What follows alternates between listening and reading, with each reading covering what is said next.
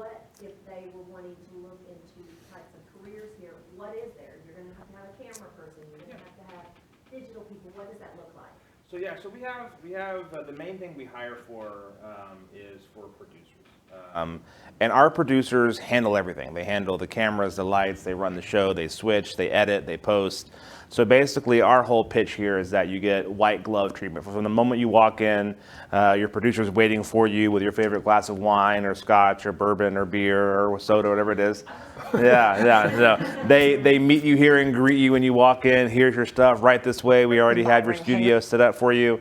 And it's that extra special care. So you get one person. Back in the day, I think we used to have our clients would engage with every single department separately. And it caused a lot of chaos for both our departments and for the client. Like, I just want to talk to one person. So if you're here in any capacity and you have a podcast in your bill, you get your main person is your producer.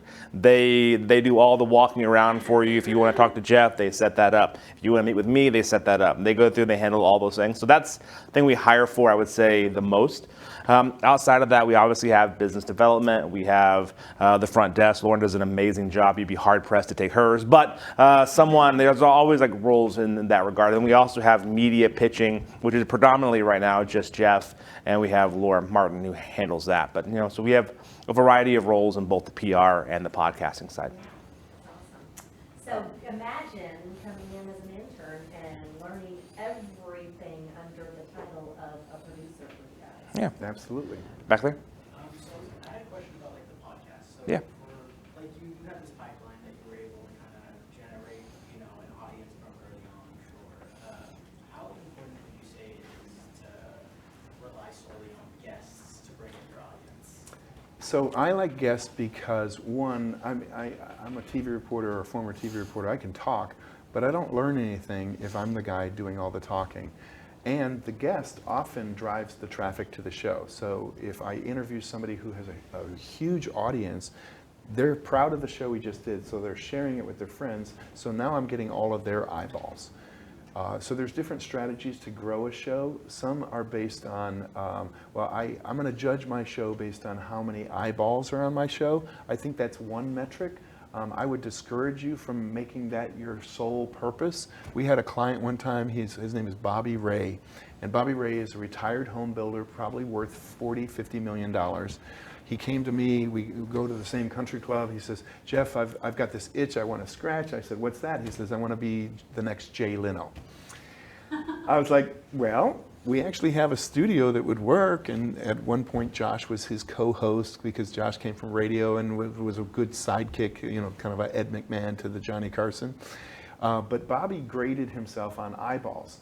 And we fortunately got Ted Nugent, the rock star, to come in on one of his early shows. And that had, I want to say, 12,000 views, which was a lot for Bobby's show. But then the next week, he didn't have a big star, and the audience fell down to like 3,000.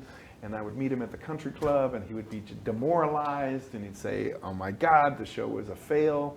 So I think if you judge yourself by ratings, I think you'll always be disappointed, and that's one of the faults I think of traditional television. They are just obsessed with these ratings.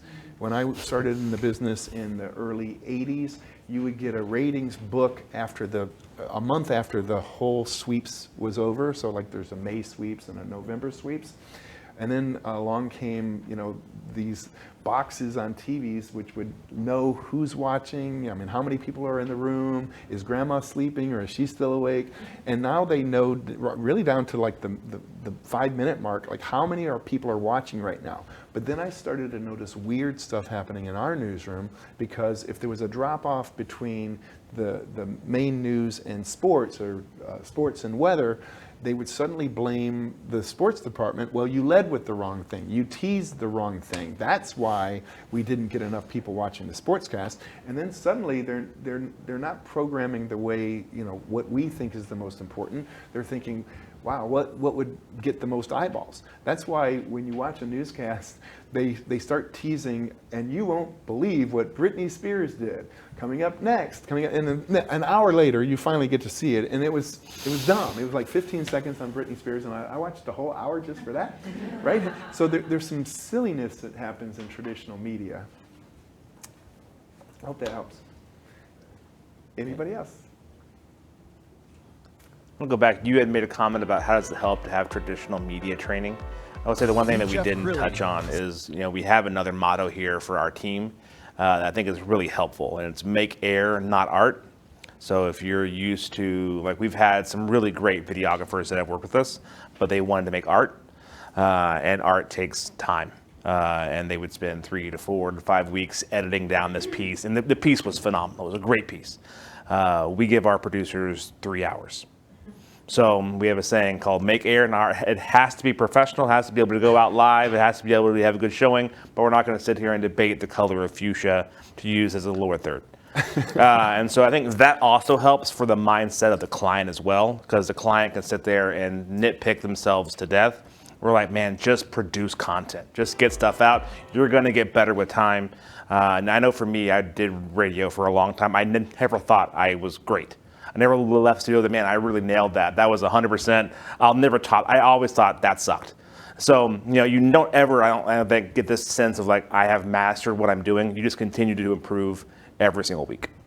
So that's one of the things that I think helps. Yes, ma'am. I have a question. So you talked a lot about the importance of being around network and building a personal brand, but you also, started as an intern that felt a little bit overlooked. I understand you got some viewership, I guess, from being on the news, but how would you recommend if, for example, you're behind the scenes, how you start building your own personal brand? I think you start with your own YouTube channel or Instagram page, and you start to create, like, what is my brand? Who am I trying to reach? And you can be a specialist in some really narrow thing. So, like, one of our clients, his wife is into baking bread at home. And she created this whole Instagram page teaching people about how to bake quality bread at home. And he showed me her numbers, and they were skyrocketing. And I mean, that's not my cup of tea, but for the people who are just fanatics about that, she's now an influencer. She's a thought leader. And I think she's getting sponsorships from like flour companies and people who want her to promote her thing. What I really want you guys to do is think, what was I born to do? And so one of the questions I always ask young people if they're struggling with what was I born to do, I say, okay, imagine you play the Mega Millions jackpot and you're suddenly worth $800 million and you're still in your 20s. What would you do with the rest of your life? Well, people say, well, certainly I'd go on a trip and I'd buy the boat and I'd buy this and yeah, but after you did all the silly stuff, okay, what would you do with the rest of your life if you still had another 80 years on the planet? Oh, that kind of crystallized it. They say, I would do something with animals. I would do something with children. If you can like pick a lane and say, yeah, this is the thing that I would do if money really didn't matter, then you've got a really good look into your own soul.